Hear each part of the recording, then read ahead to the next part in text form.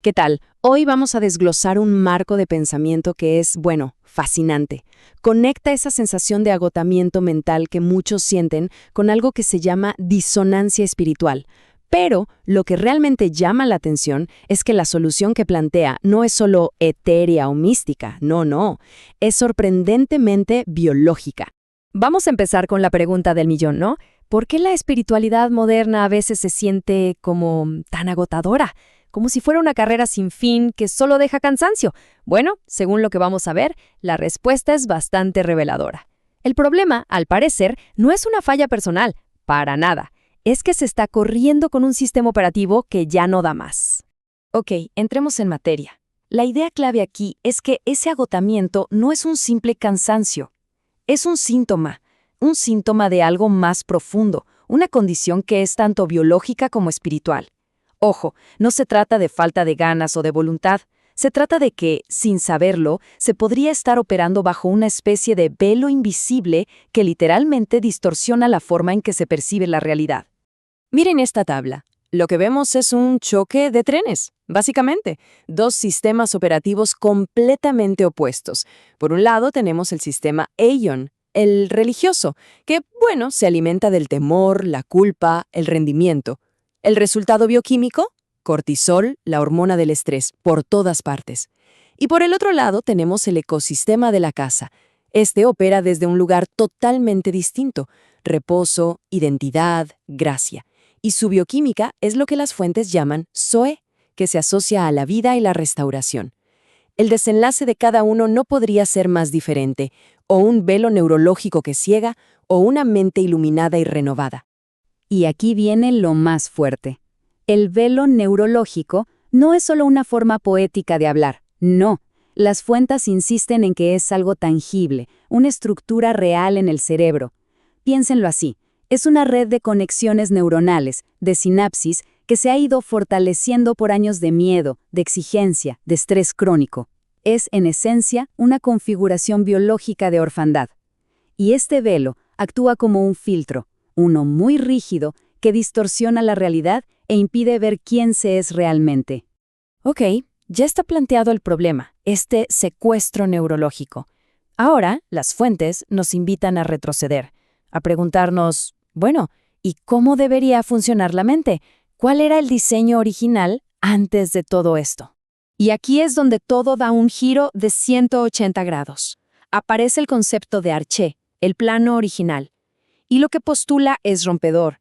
La mente no fue diseñada para ser una computadora que genera pensamientos sin parar y que tenemos que estar arreglando. No, fue diseñada para ser un receptor de altísima fidelidad, un receptor para una frecuencia superior. Entonces, todo ese ruido, ese caos mental, no es un defecto de fábrica, es simplemente disonancia. Es un receptor que está desconectado de su señal. Esta cita que vemos en pantalla es fundamental para entender esto, porque bajo esta perspectiva, tener la mente de Cristo deja de ser ese esfuerzo agotador de intentar imitar un comportamiento perfecto. Es algo mucho más profundo. Se trata de una posesión de frecuencia. ¿Qué significa eso? Significa acoplar nuestro propio sistema biológico al voltaje de una mente superior. Es resonancia, no imitación. Y esta es la médula de toda la propuesta. De repente, toda esa presión por pensar correctamente, por controlar cada pensamiento, se desvanece, porque la transformación no viene de esforzarse más mentalmente, viene de algo externo, de cambiar la atmósfera, el ambiente, para que nuestro receptor, nuestra mente, pueda por fin sintonizar una señal diferente, una señal mucho más clara y potente. Bueno, hablemos de la mecánica, del cómo. Si la mente es un receptor, ¿cómo hacemos para resincronizarla? Y lo interesante es que las fuentes no se van por el lado místico o abstracto. Usan analogías directas del mundo de la física para explicarlo. Básicamente, todo se sostiene sobre tres pilares que se describen como biofísicos. El primero, un voltaje superior, que llaman dunamis, que simplemente somete al caos. El segundo, la resonancia límbica. Esto es la capacidad totalmente biológica que tiene el cerebro para alinearse con la frecuencia de su entorno. Y el tercero, el famoso efecto diapasón, Una frecuencia maestra que al sonar hace que todo lo que esté cerca y sea receptivo empiece a vibrar en la misma sintonía. A ver, desglosemos el primero. El dunamis se plantea casi como una ley de la física. Imaginen una atmósfera que está saturada de esta energía, de este alto voltaje. En ese ambiente, las sinapsis del cerebro que disparan la ansiedad, el caos, simplemente no tienen fuerza para activarse. El sistema nervioso se ve forzado a rendirse. Y no es por convencerlo, es por la pura densidad de una frecuencia que es superior. El segundo pilar es de verdad fascinante. La resonancia límbica no es un invento. Es un principio neurocientífico real.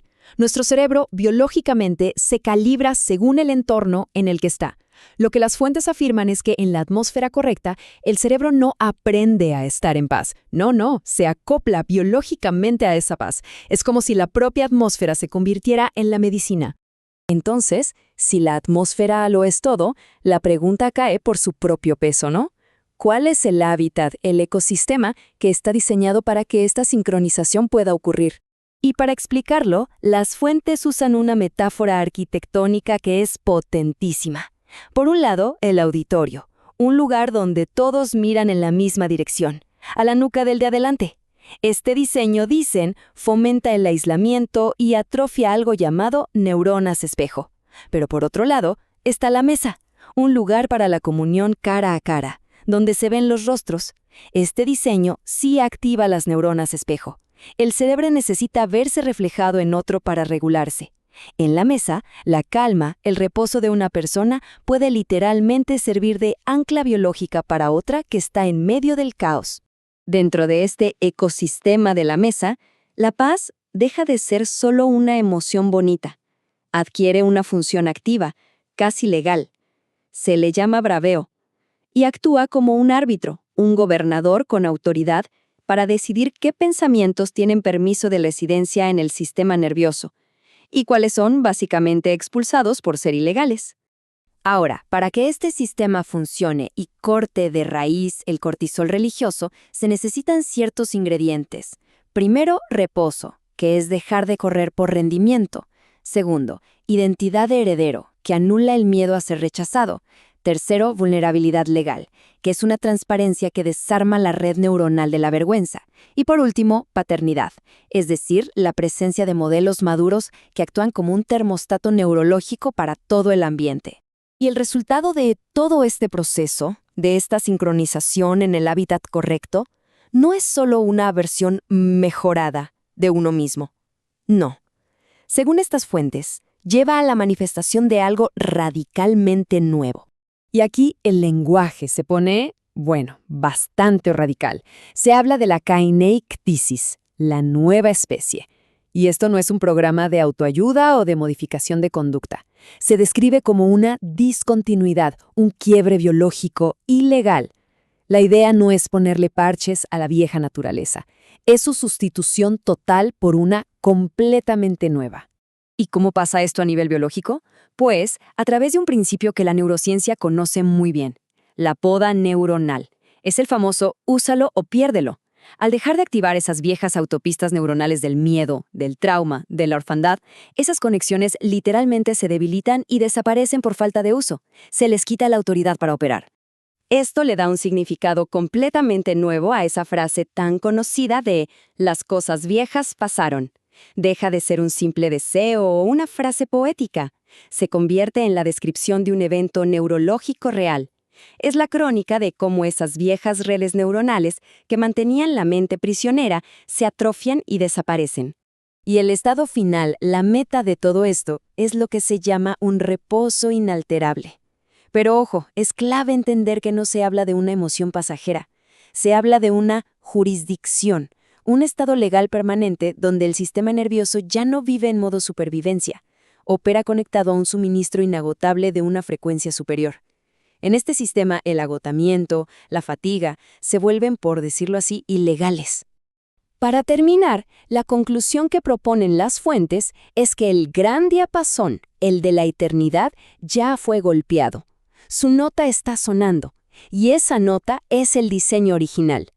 Así que la pregunta final no es ¿cómo se puede arreglar la mente? ¿Cómo se le puede meter más información para que funcione bien? La verdadera pregunta es, ¿está la mente lista para sumergirse en esa frecuencia que ya está disponible y simplemente dejar que la resonancia haga su trabajo?